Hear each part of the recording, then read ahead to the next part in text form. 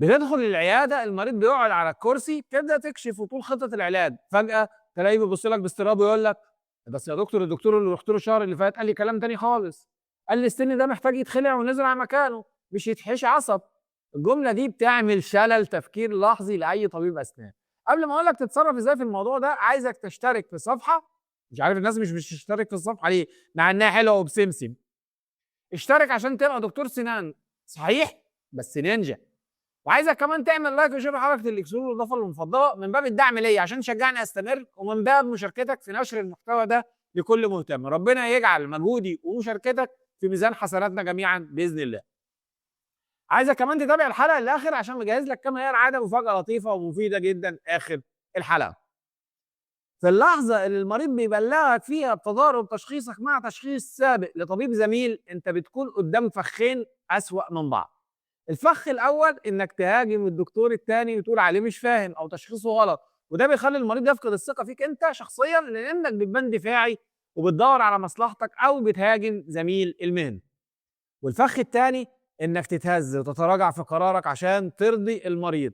طب ايه الحل العلمي والعملي عشان تخرج من الموقف ده بذكاء؟ اول حاجه لازم تشرح للمريض باسلوب مبسط ان طب الاسنان مش معادله رياضيه 1 زائد 1 بيساوي 2. طب الاسنان فيه مدارس وفلسفات علاجيه مختلفه. يعني ممكن جدا دكتور يكون بيميل لمدرسه الطب التحفظي او المينيمالي انفيسيف، وبيحاول ينقذ السن لاخر لحظه حتى لو نسبه النجاح مش 100%. ودكتور تاني بيميل للحلول الجذريه وعايز يخلع ويزرع عشان يدي للمريض حل يعيش معاه ويريحه من احتماليه الالم في المستقبل. الاثنين علميا صح، بس كل واحد بيبقى بيبني خطته على زاويه مختلفه. النقطه الثانيه والمهمه جدا اللي لازم توصلها للمريض بمنتهى الوضوح هي ان بيئه الفم دي بيئه ديناميكيه بتتغير باستمرار.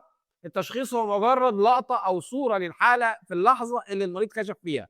يعني التسوس اللي كان قريب من العصب من كام شهر والالتهاب العصب وقتها كان ريفرسبل او قابل للعلاج بحشو عادي، النهارده ممكن يكون وصل لمرحله الريفرسبل ولازم حشو عصب فورا.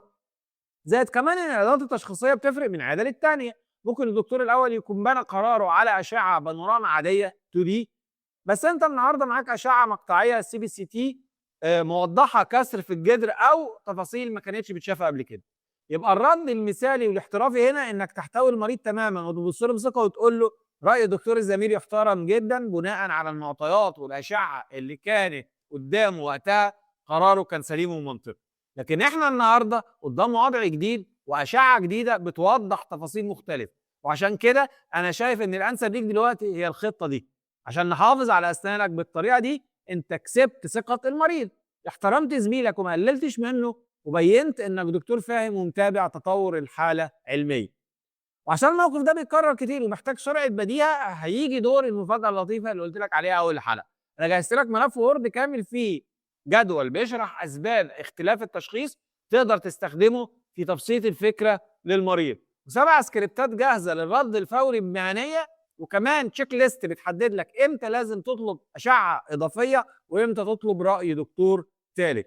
الملف ده اداه عمليه جدا لازم تكون على موبايلك او كمبيوتر العياده.